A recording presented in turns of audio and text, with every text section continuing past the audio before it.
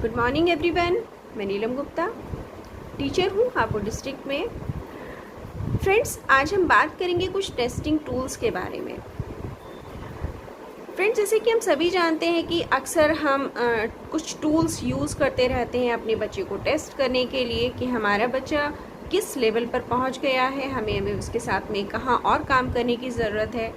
तो इसके लिए एक प्रयास मैंने किया है कि हम कुछ ऐसे परमानेंट टूल्स अपने पास बना करके रख लें कि जब भी हमें ज़रूरत हो तब हम उनका यूज़ करें और जान लें कि हमारा बच्चा कहाँ किस लेवल पर है, उसकी नॉलेज कहाँ तक पहुँच गई है, हमें कहाँ और काम करने की ज़रूरत है अभी।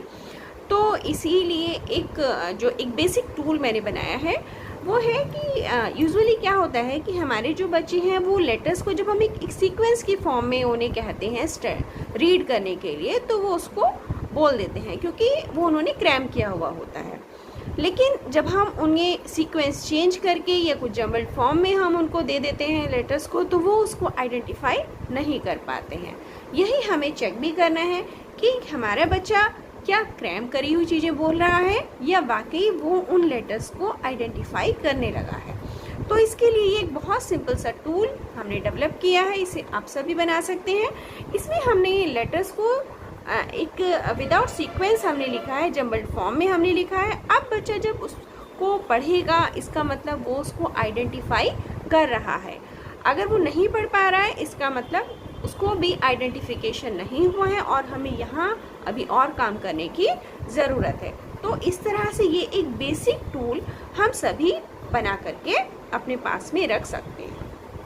जब हम टेस्ट कर लें कि हमारा बच्चा लेटर्स तो आइडेंटिफाई करने लगा है, कैपिटल लेटर्स आइडेंटिफाई कर रहा है, तब हम चेक करेंगे कि क्या वो स्मॉल लेटर्स आइडेंटिफाई कर रहा है या नहीं। तो उसके लिए एक और हमने सिंपल टूल बनाया है।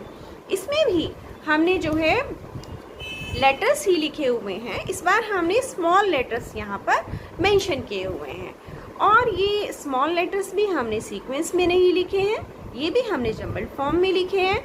अब बच्चा अगर लेटर को सही पढ़ रहा है, इट मीन्स वो वाकई उसको आइडेंटिफाई कर रहा है, रिकॉग्नाइज कर रहा है, उसकी शेप उसको समझ में आने लगी है।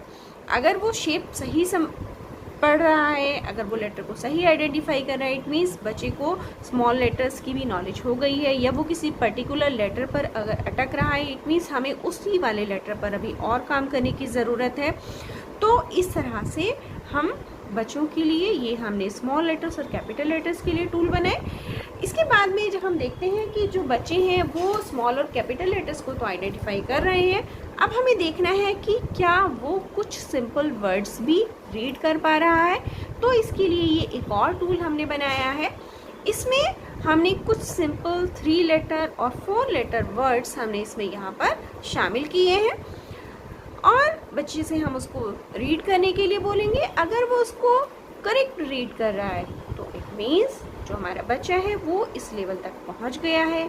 अगर वो उसको करेक्टली नहीं बोल रहा है, उसको कहीं कोई डिफ़िकल्टी आ रही है, तो इट मीन्स हमें उस जगह अभी और काम करने की ज़रूरत है। कोई पर्टिकुलर ऐसा लेटर है जिसे वो अभी भी आइडेंटिफाई करने में दिक्कत महसूस कर रहा है, तो हमें वहाँ पर काम करना है। तो इस तरह से ये कुछ बेसिक टूल्स हम अपने पास में बना करके रख सकते हैं और हम अपने बच्चे की नॉलेज को चेक कर सकते हैं टाइम पर कि जो हमारे स्टूडेंट्स हैं वो किस लेवल पर पहुंच गए हैं, एडमिशन के टाइम पर भी और सेशन के बीच में भी, या फिर कुछ बच्चे जो मेन स्ट्रीम से कहीं पिछड़ जाते हैं उनको चेक करने के लिए भी इस तरह के टूल्स का हम यूज़ कर सकते हैं। तो आई होप इससे हम सभी को हेल्प होगी और हमारा जो टीचिंग का एक प्रोफेशन है, टीचिंग का जो हमारा काम है वो और भी इजी हो जाएगा। हम अपने काम में और भी ज़्यादा सक्सेसफुल रहेंगे। Okay, bye, thank you.